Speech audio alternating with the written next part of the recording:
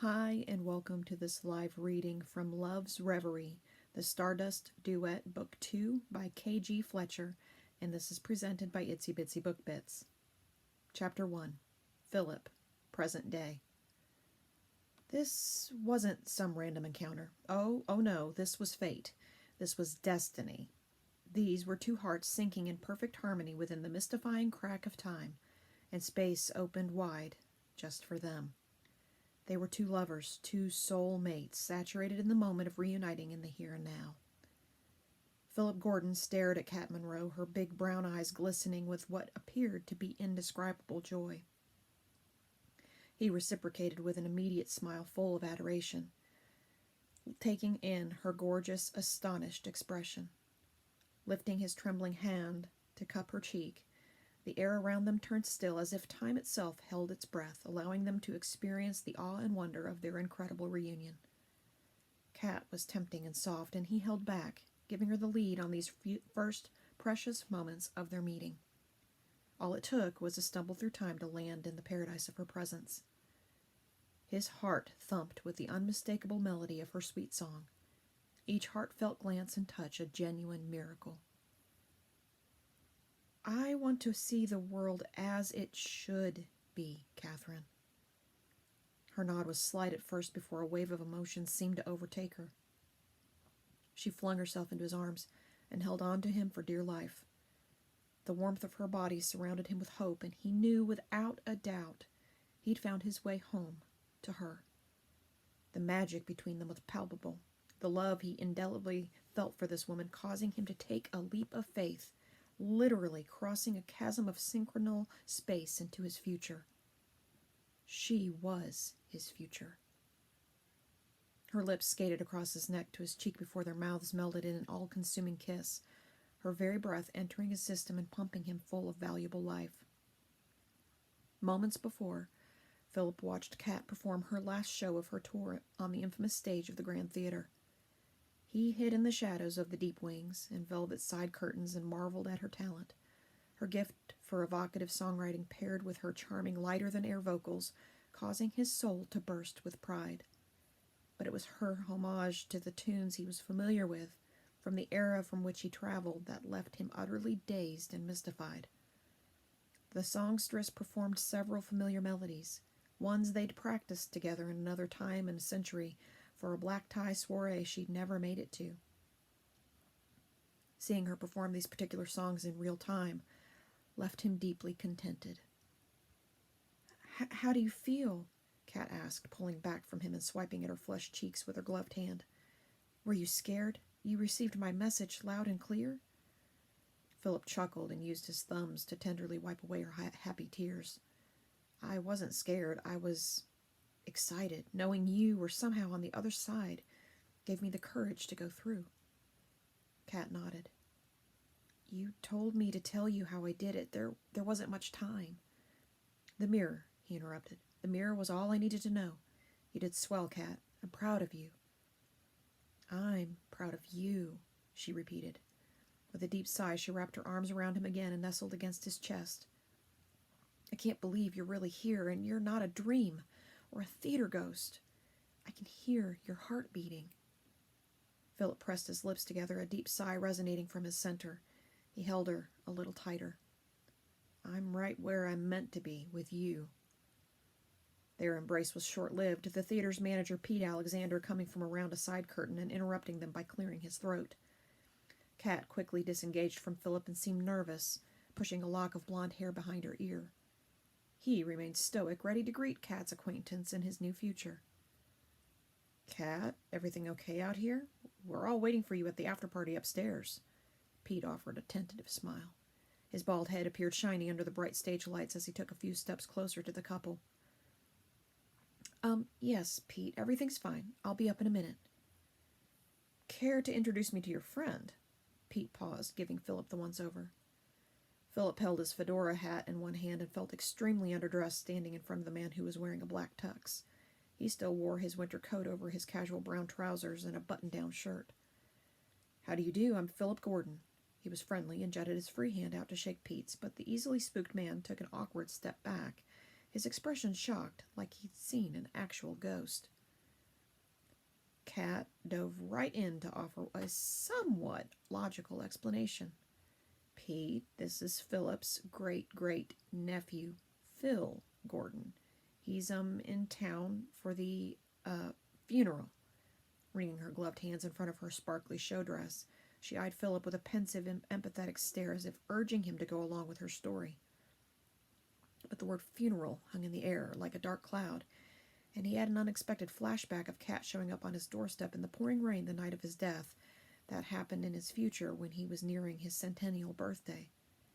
Kat returned to the past to give him a final message from his elderly self, his dying wish. He wanted her to tell him how to travel through time so he could live his life with her. Yes, he didn't mean for his voice to come across overly enthusiastic as he came back from the sudden memory. I'm Philip Gordon's great-great-nephew. You can call me Phil. It's a pleasure to meet you, sir. Trying again, he took a few steps forward and shoved his hand out to Pete again. The look of relief on the man's robust face was instant, and he pumped his hand with newfound energy. Oh, Phil. Yes, I can see the family resemblance. It's uncanny. The man eyed him inquisitively before changing his tone. I'm so sorry for your loss. Mr. Gordon was, and always will be, an icon here at the Grand Theater. If there's anything I can do to help with the funeral arrangements, please let me know. Philip gulped, the unfathomable conversation regarding his own funeral leaving him shaking in his Oxford shoes. You know, you're the spitting image of your uncle in his younger days. You should check out the portrait of him in the Grand's Hall of Fame, Pete continued. His eyes squinted, taking in Philip's tall frame. Again, I'm so sorry we had to meet under these circumstances. Me too, Philip muttered, catching a glance of Kat in his peripheral vision. She stood tall, keeping a cheery smile plastered on her face.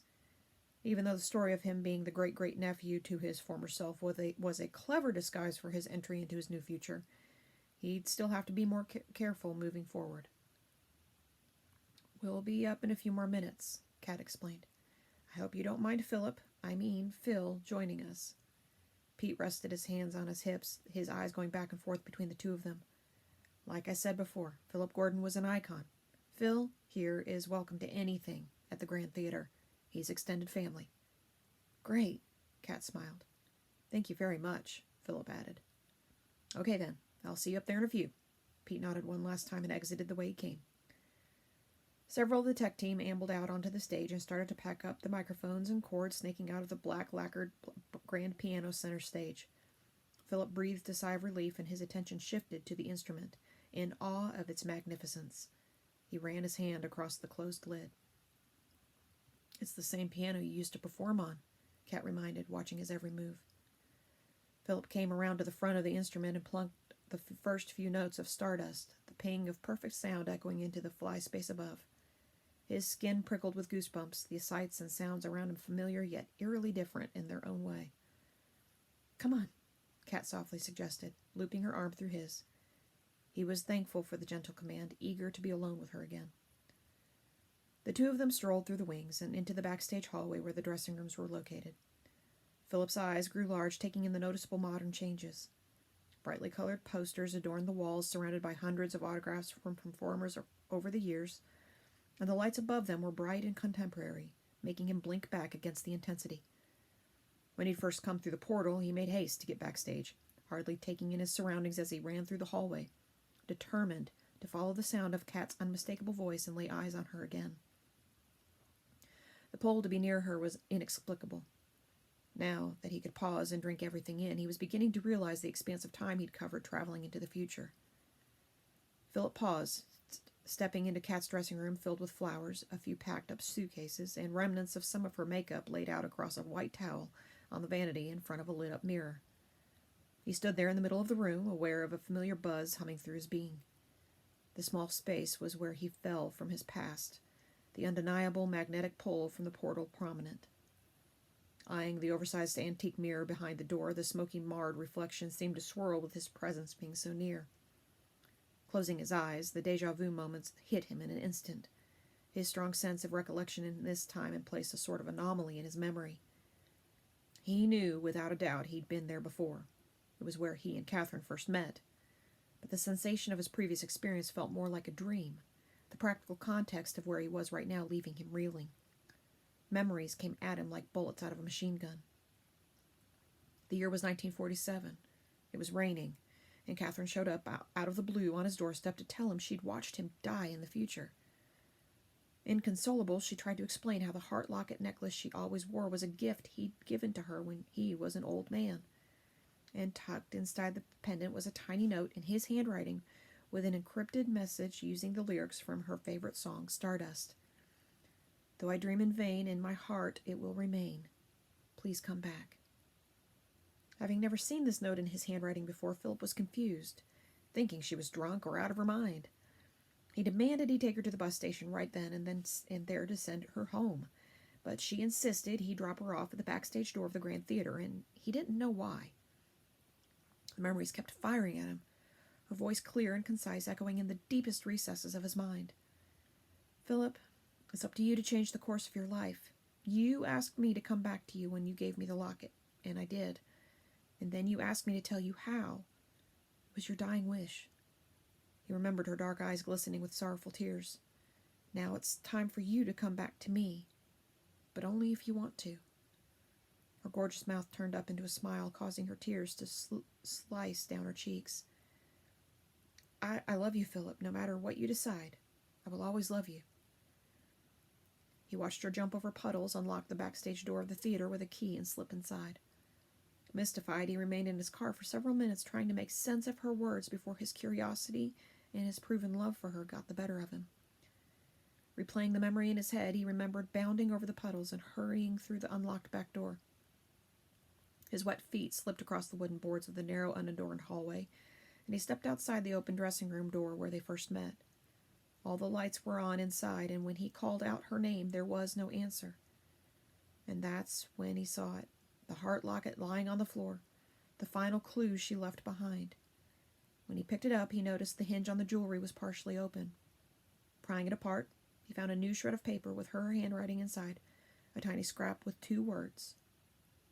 The mirror. It took Philip several minutes before he determined the antique mirror hanging on the wall in the dressing room was some kind of gateway that could potentially take him to where Catherine disappeared.